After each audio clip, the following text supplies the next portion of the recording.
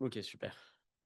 Donc, on m'a demandé il y a quelques mois de vous présenter un topo intitulé La sécheresse oculaire, il n'y a pas que les gouttes. Alors, je me suis dit que j'allais me concentrer peut-être un petit peu sur l'IPL, sauf qu'entre-temps, là, ça vient tout juste de paraître. On vient d'avoir le Tear Film and Ocular Surface Society qui vient de publier leur Dry Eye Workshop, qui publie, c'est la troisième fois là actuellement, qui vient de publier un super manifeste de 300 pages que vous pouvez lire si ça vous fait plaisir, que j'ai essayé de vous résumer du coup, avec une partie sur le diagnostic, l'épidémiologie, les étiologies, les recherches en cours, une partie sur le diagnostic et les recherches étiologiques, les mécanismes, et enfin une partie sur la prise en charge et les traitements disponibles avec une comparaison des essais thérapeutiques randomisés, des études, des consensus d'experts, etc. Alors vous pouvez le lire si vous voulez, mais c'est vraiment très très très très très très très long et ouais, c'est pas passionnant non plus. Il y a des parties qui sont hyper intéressantes, notamment la définition de la sécheresse oculaire.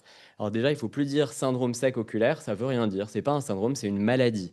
C'est une maladie qui a été bien définie avec une atteinte symptomatique. Un patient qui a une KPS, même si c'est Oxford 4, et qui n'a pas de symptômes, ce n'est pas de la sécheresse oculaire. C'est un problème de surface oculaire, mais pas de la sécheresse.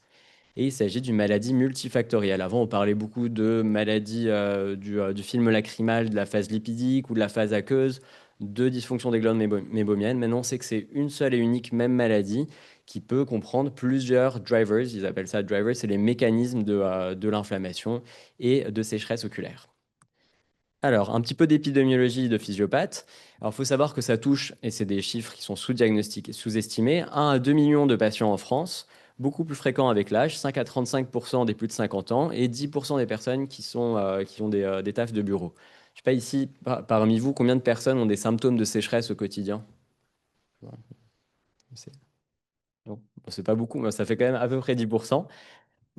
Si jamais on fait un examen à nous tous, on va probablement être beaucoup plus à avoir des points de KPS, un film lacrymal qui est pas parfait, mais ça veut pas dire que c'est de la sécheresse. Bon, moi, en l'occurrence, c'est de la vraie sécheresse parce que j'ai les deux, mais je pense que les autres personnes qui ont répondu, il n'y a pas forcément de la sécheresse oculaire. C'est une pathologie qui est extrêmement ingrate d'une part pour le patient. Est-ce qu'on lui dit à chaque fois, bah non, mais mettez des gouttes et puis on se revoit dans 2 ans, ou on lui a dit, bah voilà, c'est de laisser les yeux secs, il faut vivre avec. Et pour le médecin, c'est hyper ingrat parce que soit on n'est pas spécialisé en sécheresse et c'est long, hein. Les consultations de sécheresse, on est deux ici dans la salle à avoir fait des consultations au centre d'investigation clinique de sécheresse oculaire au 15-20 où ça prend, bah, il y a 4 heures de consultation, 4 patients, je vous laisse imaginer. C'est du soutien psychologique, il y a plein d'examens complémentaires, plein de traitements possibles, mais c'est très très long pour le patient, c'est très compliqué pour le médecin aussi. Il y a un impact sur la qualité de vie qui est très important. Il y a des études qui ont été faites dans les années 2000 qui montraient que l'impact de la sécheresse oculaire sévère sur la qualité de vie était identique à des personnes qui avaient des dialyses à faire de façon hebdomadaire. Je vous laisse imaginer le truc. Et on a des personnes qui arrivent jusqu'au suicide avec de la sécheresse oculaire, notamment sur les syndromes secs post-lasique. Bon, j'ai fait la présentation ce matin sur la chirurgie réfractive. On peut faire les deux. Il faut faire les deux quand on fait de la sécheresse, de la chirurgie réfractive. Il faut savoir gérer et diagnostiquer la sécheresse avant. Alors, les facteurs de risque sont très nombreux. On va pas trop s'étendre là-dessus, mais c'est un peu plus fréquent chez les femmes avec l'âge, les lentilles de contact qui sont de moins en moins pourvoyeuses de sécheresse, certains médicaments comme le Roaccutane, les traitements antidépresseurs, l'environnement, la clim, le soleil, bref, 50 000 trucs qui donnent de la sécheresse oculaire. Alors là, on a le cercle vicieux de notre patron à tous, le professeur Christophe Baudouin, qui avait décrit ça dans les années 2010-2016. C'est justement tous les mécanismes de physiopathologie qui s'imbriquent entre eux pour créer cette sécheresse oculaire, avec l'instabilité du film lacrymal qui est repris dans la définition. L'hyperosmolarité, ben, on a moins de phase aqueuse, donc plus d'osmolarité et plus de mécanismes inflammatoires, de l'apoptose cellulaire, de l'inflammation avec laquelle s'imbrique aussi la dysfonction des glandes mébomiennes qui est extrêmement fréquente. C'est 20 à 30% de la population qui a une blépharite postérieure.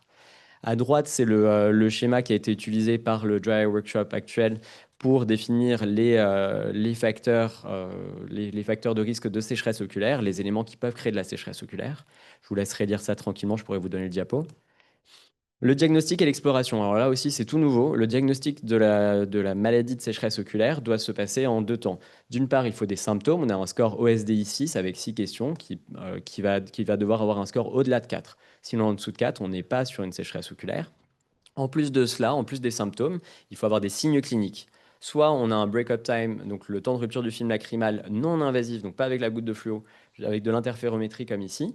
On doit avoir un temps de rupture du film lacrymal inférieur à 10 secondes. ou une osmolarité au-delà de 308 milliosmoles. Personnellement, j'ai jamais fait ça alors qu'on était quand même dans un centre d'investigation clinique, c'est pas viable en pratique.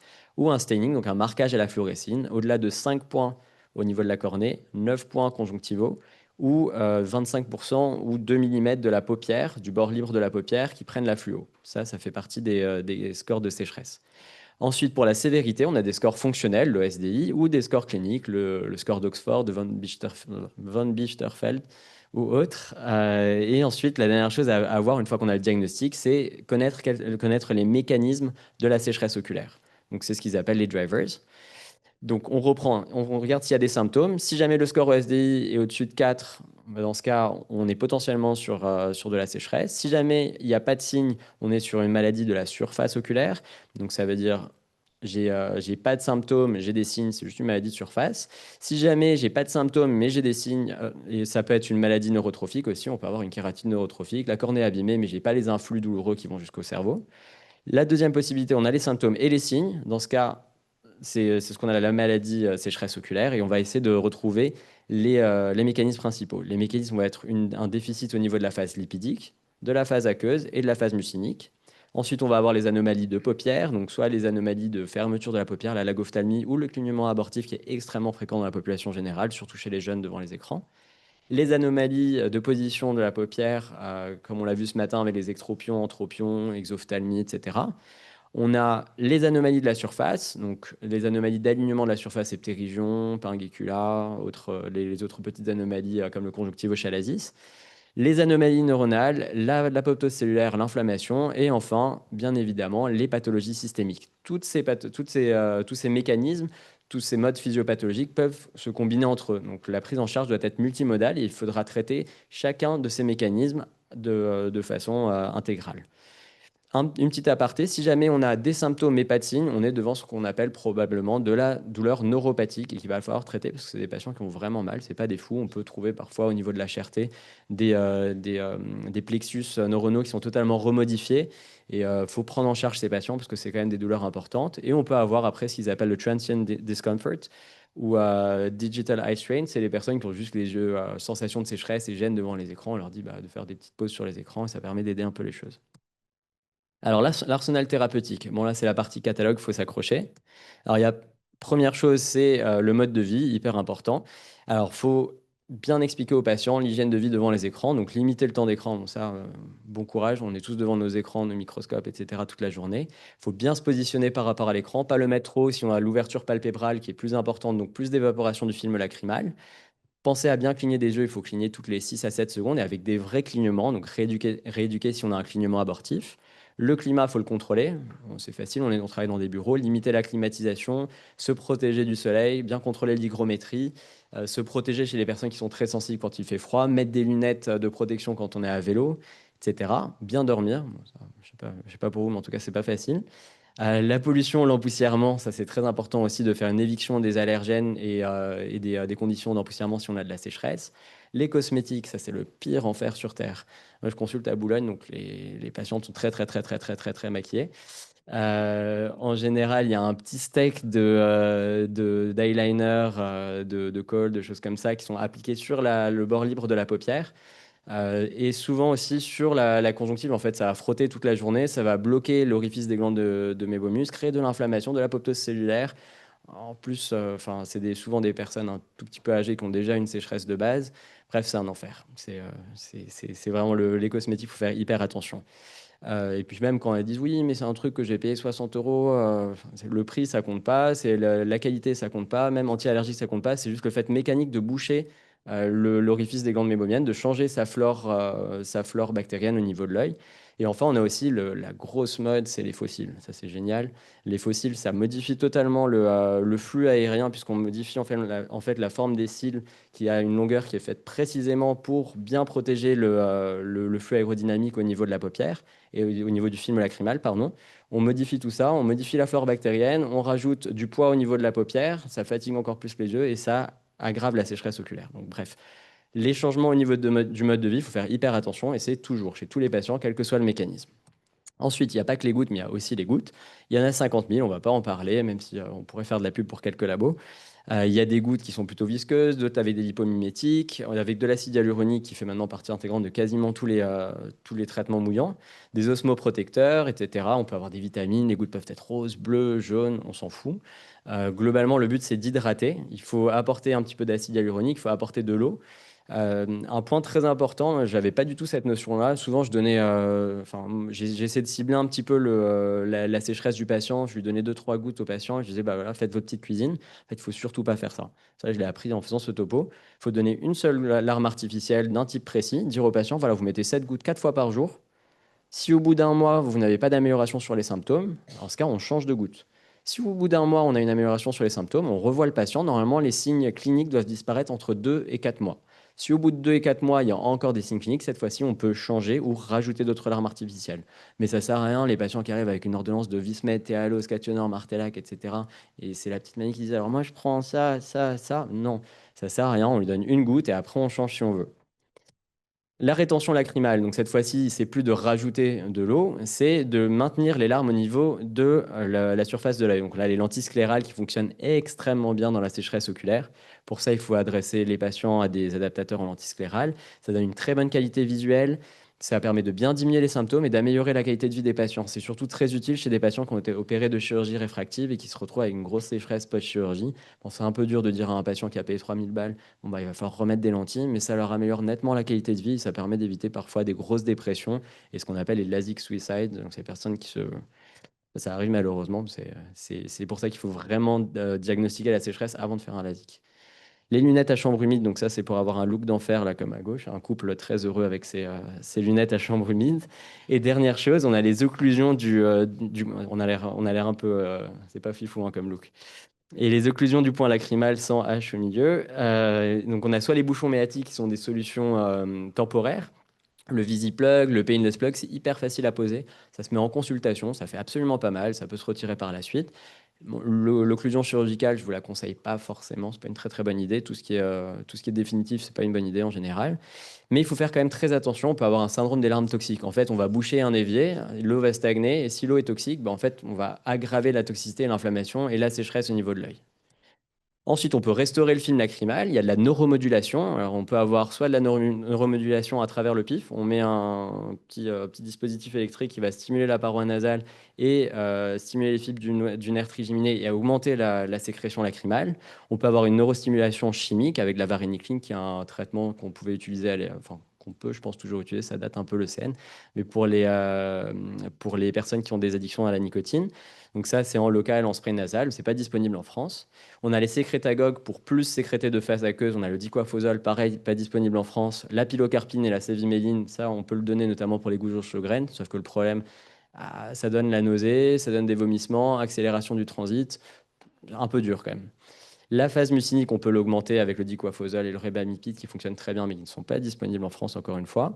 On peut le trouver, ça se commande sur Internet, c'est juste que c'est très cher et pas remboursé. Et puis, on a l'amélioration de la phase lipidique, donc la prise en charge de la pathologie des paupières. Donc ça, c'est hyper important. Je pense que ça fait partie de la pierre angulaire du traitement de la sécheresse oculaire. C'est la prise en charge de la dysfonction des glandes mébomiennes, qui est la première cause de sécheresse. Donc, c'est un peu des soins de paupières, globalement, ce qu'on dit aux patients, faire la petite hygiène et soins de paupières qu'il faut faire tous les jours, tout comme on se brosse les dents. Ça peut être soit des soins de paupières maison, soit des soins de paupières industriels. Les soins de paupières maison, c'est la compresse, le masque, le thérapeur, la compresse d'eau chaude, la compresse sèche, le gant mouillé, etc. Il y a 50 000 solutions.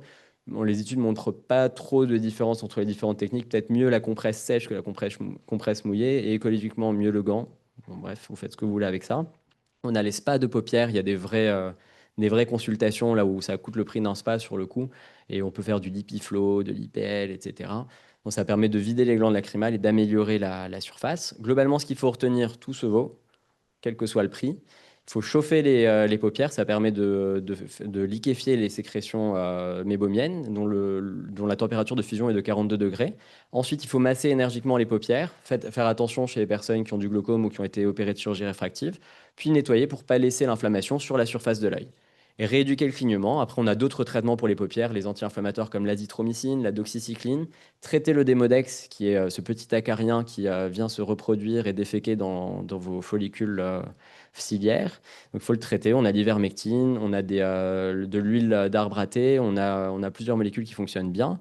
Et enfin, on a l'IPL, donc la lumière pulsée qui fonctionne très bien au niveau de la sécheresse oculaire chez des personnes qui ont des dysfonctions des glandes mébomiennes en traitant l'inflammation palpébrale, les télangiectasies et en améliorant le flux lipidique.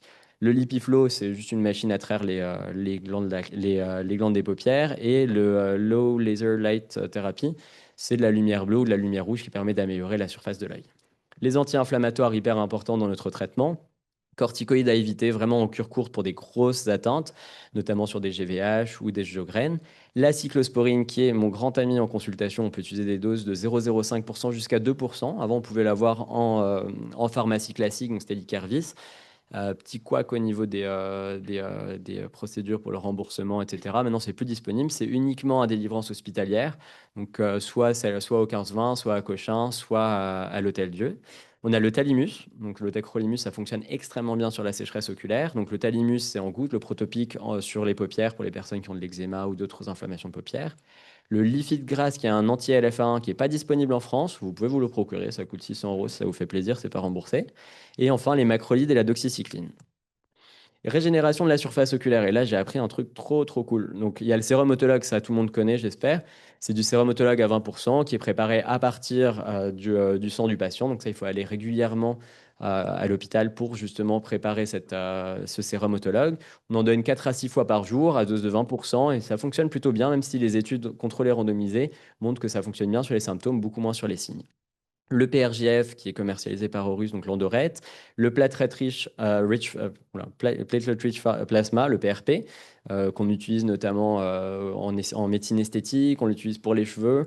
Promis, j'en utilise pas moi. Ça fonctionne aussi très bien sur le film lacrymal. La membrane amniotique humaine, soit fraîche, soit lyophilisée, chirurgicalement ou posée sur une lentille. Ça, on l'a pas encore en France, on va la voir bientôt normalement. Donc, c'est une petite lentille avec une membrane amniotique qui est posée dessus qui permet d'améliorer la sécheresse. Et enfin, ça, j'ai trouvé ça trop cool. Ma femme a trouvé ça dégueulasse. Tout comme les personnes qui sont diabétiques doivent se piquer le doigt pour prendre leur taux de glycémie. C'est le même processus. On se pique le doigt, on prend son doigt et on met la petite goutte de sang dans l'œil. Ça s'appelle un blood prick. Ça fonctionne hyper bien sur des essais contrôlés randomisés. Donc voilà, si quelqu'un a les yeux secs et veut essayer, c'est un peu gore, mais j'ai trouvé ça cool. Ensuite, les derniers éléments, l'alimentation, manger des oméga 3, du curcuma, des vitamines, tout ça, ça marche. L'acupuncture fonctionne très bien. Alors, ça fonctionne mieux que juste une larme artificielle. Ça a été éprouvé par des essais contrôlés randomisés aussi. La toxine botulinique, d'une part, ça joue sur le blépharospasme potentiel induit par la sécheresse, mais aussi ça permet d'augmenter quand on fait une injection au niveau du tiers moyen de la paupière inférieure. On peut avoir une amélioration au niveau du film lacrymal. La chirurgie, si on a un problème de paupière, on traite la paupière. Si on a un problème de surface, un ptérygion, un conjonctivo-chalasis important, on le traite. Traiter la pathologie systémique, on a vu l'orbitopathie dystéroïdienne ce matin. Traiter le diabète, un diabète déséquilibré va avoir les yeux secs. Traiter une maladie inflammatoire, une maladie auto-immune. Ensuite, deux points extrêmement importants, parce que ça, c'est à la portée de tout le monde. Prendre en charge la douleur, donc c'est pas que des gouttes. On prend en charge la douleur, soit avec des traitements généraux, on peut donner du paracétamol aux patients. Éviter tout ce qui est dérivé opioïdes, tout ce qui est opioïdergique, ça il faut pas du tout, parce que c'est des patients qui ont un potentiel d'addiction très important, comme je l'avais montré dans ma thèse il y a quelques années. On peut utiliser des médicaments neurologiques, donc la gabapentine et la prégabaline, ça fonctionne extrêmement bien, donc c'est le Lyrica et le Neurontin. On peut le prescrire en tant qu'ophtalmologue. Ça n'a pas des effets secondaires catastrophiques et ça fonctionne extrêmement bien sur la partie neurologique de la douleur chez ces patients qui ont une algie chronique et parfois avec des symptômes beaucoup plus importants que les signes. Et il ne faut pas minimiser cette douleur, pas juste c'est les yeux secs. Enfin, la prise en charge psychologique. D'une part, écouter le patient, lui parler, lui expliquer qu'il y a des solutions. Et parfois, adresser le patient, dire qu'il faudrait voir un psychologue, avoir une prise en charge adaptée, parce que c'est quand même des symptômes qui sont présents tout le temps. Alors, on avait de la neuro ce matin, là où Margarita disait que, bah, en fait, on est tout le temps en train de regarder, donc c'est des neurones, les neurones de la rétine sont des neurones qui sont hyper actifs et très énergivores. Les neurones au niveau de la cornée, eux, c'est les neurones les plus sensibles et avec la plus haute densité de tout le corps humain. C'est plus sensible que la pulpe des doigts. Donc, quand on a des douleurs sur des neurones qui sont hyper stimulés et de base hyper actifs, c'est vraiment très désagréable. Donc, bien adresser le patient. Alors, comment traiter? Soit vous pouvez regarder le Dry Eye Workshop, je vous conseille vraiment, vous allez regarder, en fait, il vous explique quels traitements ont montré une efficacité avec des vrais essais thérapeutiques. Donc, on a pour la partie de déficit des différents films, des différentes parties du film lacrymal, traiter les anomalies de paupières, traiter les anomalies de surface, ou sinon, vous pouvez demander à ChatGPT, je vais demander, la réponse n'est pas fifou. Franchement, donc je vous conseille plutôt d'aller lire le Dry Eye Workshop 3. Pour finir, en fait, on a eu une belle métaphore juste avant avec le ski pour les lentilles. Moi, j'aime bien le ski, mais j'aime bien le jardinage aussi. Je pense que traiter la sécheresse oculaire, au final, c'est un peu comme jardiner. Globalement, ce qu'il faut savoir, c'est s'occuper d'une plante. On ne va pas juste l'arroser. On va devoir préparer le sol, devoir préparer les conditions d'éclairage, d'hygrométrie, etc. Bah, nous, c'est la même chose en fait en sécheresse oculaire. On va devoir prendre en charge le film lacrymal, prendre en charge les paupières, l'inflammation systémique et pas que arroser avec des gouttes. Donc voilà, écoutez vos patients, traitez-les correctement. C'est des patients comme les autres qui méritent d'être traités, pas juste dire bon, c'est que les yeux secs, on se revoit dans 2 ans. Merci beaucoup. Est-ce que vous avez des questions?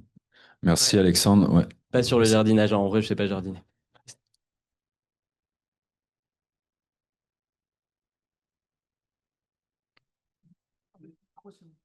Il y a un petit bouton, tu appuies dessus. Est-ce que 4 gouttes par jour, c'est vraiment le moment à partir duquel on se dit si ça fonctionne pas, c'est qu'il faut changer? Parce que moi, des fois, j'ai tendance à dire aux patients, faut mettre plus 6 fois par jour, 8 fois par jour, ou est-ce que non, c'est pas vraiment utile Alors, de donner ça comme conseil? moi, de base, je demande aux patients de mettre ça 3, 4, 5, 6 fois par jour maximum. Si à partir du moment où ils doivent en mettre plus de 6 fois par jour, faut se poser des questions sur l'efficacité du traitement. De toute façon, en donnant le traitement au patient, il faut lui demander s'il a un effet déjà assez rapide ou immédiat. S'il y a un effet tout court, parfois, ils mettent les gouttes, il n'y a aucun effet. Et savoir combien de temps l'amélioration au niveau des symptômes perdure. Si jamais il dit, bah, en fait, ça fonctionne bien pendant 1 heure, mais ça suffit pas, il faut peut-être changer directement de goutte. Enfin, pas tout de suite, mais attendre au moins un mois sur les symptômes. Donc, devoir mettre un traitement 6 à 8 fois par jour dès le début, c'est que le traitement ne fonctionne pas. D'accord? Faut réfléchir plutôt qualité que quantité. C'est quand même chronophage, hein. Je sais pas si tu as déjà mis des gouttes dans les yeux. Moi, j'en mets tous les jours. J'en mets 3 fois par jour. C'est chiant. C'est très chiant. Voilà. Ok. Quelqu'un a, quelqu'un a des questions sur ma sécheresse oculaire? Moi, j'avais une question. La Ouais. cyclo, tu commences à quel poso? Est-ce que tu commences toujours à la même surtout? Alors moi, je commence typiquement à 0,05, sauf si je suis devant des syndromes de Gouge-Sjogren, devant des graft-versus-host disease, des pathologies vraiment très inflammatoires. Et on peut augmenter la dose avec du 0,1 ou du 1%. Mais globalement, j'ai tendance à prescrire du 0,05 matin et soir. 2 fois par jour, ouais. Ça affecte très peu la qualité visuelle, c'est bien toléré. Je pense que c'est un bon moyen de traiter les patients. Il ne faut pas se dire, oula, non, c'est de la cyclosporine, on va commencer d'abord par des corticoïdes, on va voir si ça répond. Non, les corticoïdes, ce n'est jamais une solution. C'est bien à faible dose initialement, juste pour passer un cap. Mais à partir du moment où on se dit, on veut passer un cap, mettez de la cyclo, hein.